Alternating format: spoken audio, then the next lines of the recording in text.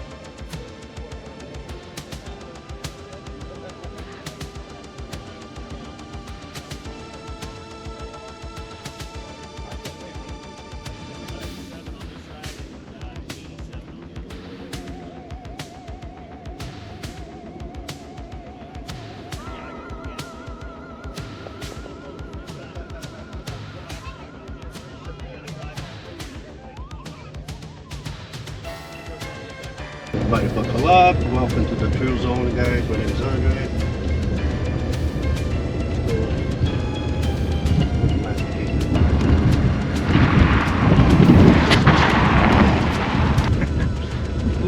Give me a good drift, okay? Okay!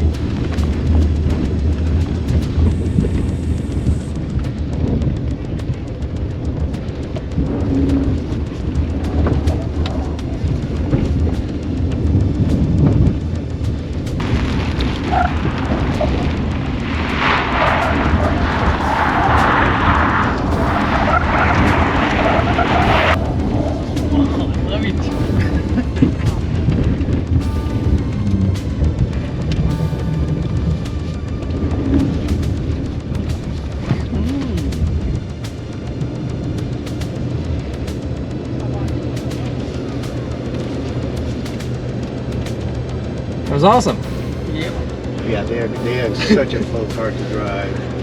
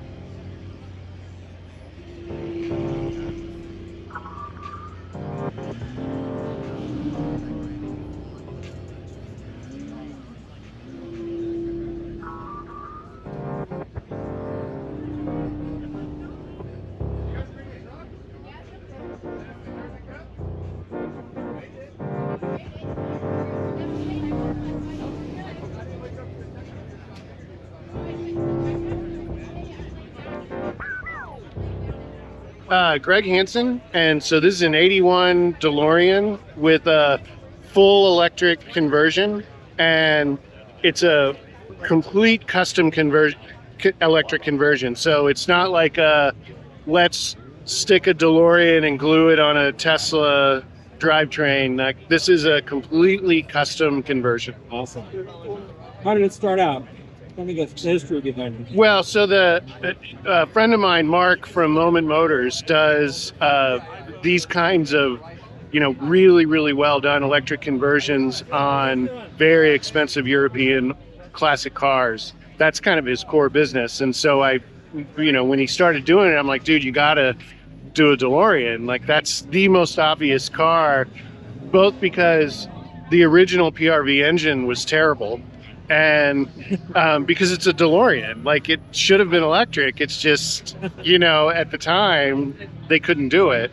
There was no such thing as a lithium battery. So we actually, it took me a year just to find this car, because even though the car has to be in really good shape, with this car especially, it's important that the suspension and the pan be really, really nice. This one is like weirdly showroom. Considering it came from Alaska, I don't understand that, but whatever. And so yeah, like the first thing we did when I got it was rework the entire suspension, just because the weight was going to change so dramatically. These cars are a true rear engine. The way they're designed, they're a true rear engine. The PRV engine like hung out over the back axle, and so that's why it has no power steering assist. It's all manual, because the front end of the car was completely unweighted. Well, now there's a giant battery pack in there, so it is the opposite of unweighted now. And there's 2 battery packs in the back. How's it run? Well, the car itself runs like a 1981 DeLorean. The drivetrain runs like a modern electric car. And so it's kind of fun because those two don't always like each other. That could be scary. So you just got to be aware. Like, when this thing was gas, because I drove it when it was gas. When it was gas, getting it up to 90, everybody wants to know, does it go 88 miles an hour? Getting it up to 88, I mean, it took a little bit of patience, because the thing is, you have a 120 horsepower engine pushing it. Yeah, now it's not an issue. Nice.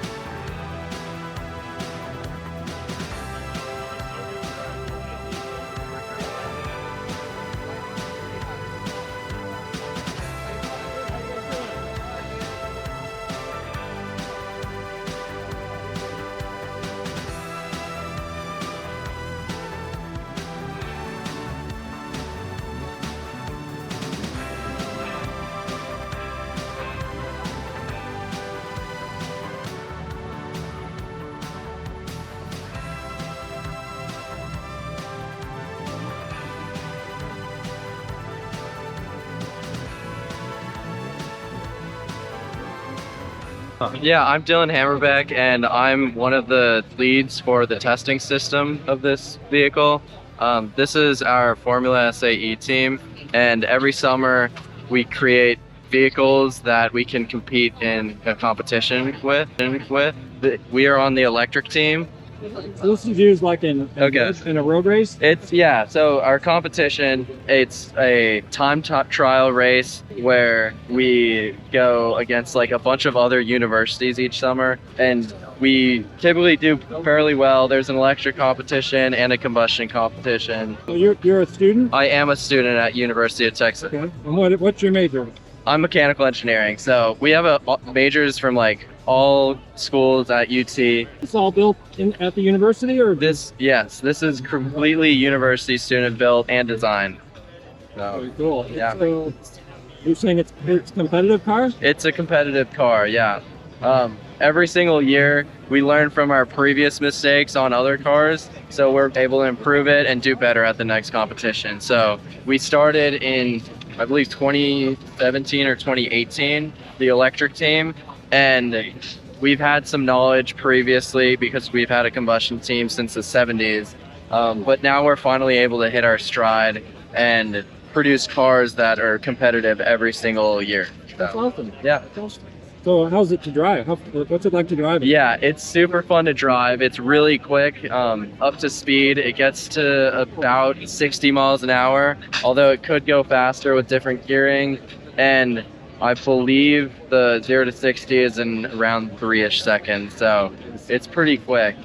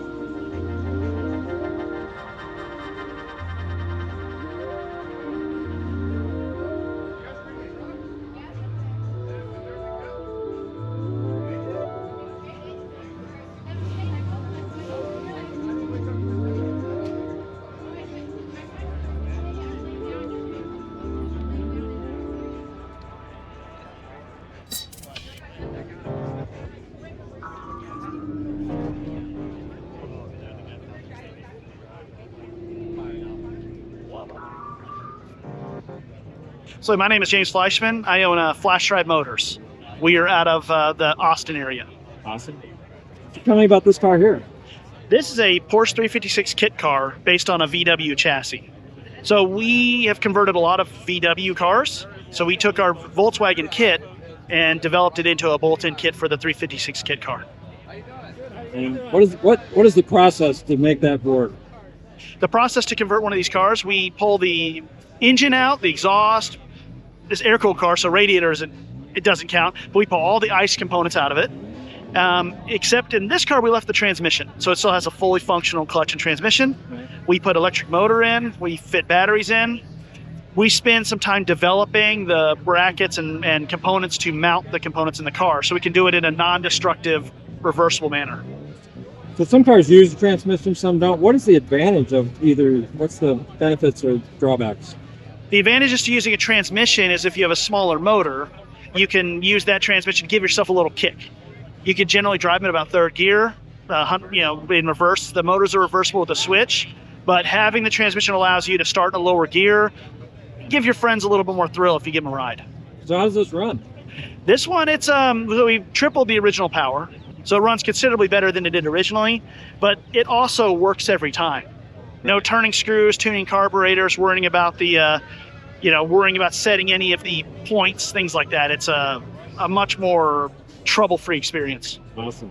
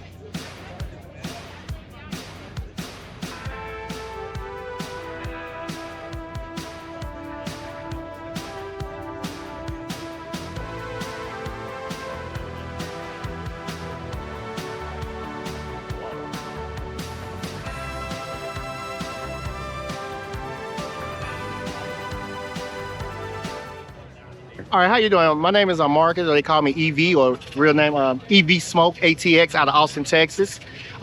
We represent Plaid Racing, EV Racing, but I have a one-on-one Plaid here. We have some special secret stuff done to it here. I'm a no-time grudge racer for once, though. But if you know, everybody can Google what the Plaid does factory, 9.2s easily. Mine's doing a little bit something special because we tapped into the top to the soul of the car. Have some. Well, how's it run in the quarter?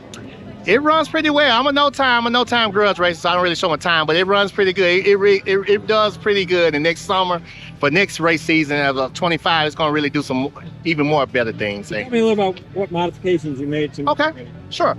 We did a custom parachute here, which is nice and neat, where I can actually remove this if I wanted to. I can remove it where you won't even be able to tell there's nothing back there. It's kind of like a bike rack. We had a 4-point roll bar installed. This was bolt in, bolt out. This was all done intentionally where it won't take away from the car's value or the warranty. I still have a warranty on here as well. My fab guy is excellent out of San Antonio, Elite Fabrications for one. Big shout out to Irwin them. We got some carbon Sparko custom unplugged performance carbon fiber true race seats here with the Tesla font, as you can see in there. It's still got everything licensed legal to still represent the Tesla brand as well. We upgraded the brakes all around. We got carbon ceramics in the front, slots in the back. 6 pistons brake calipers, of course, for safety.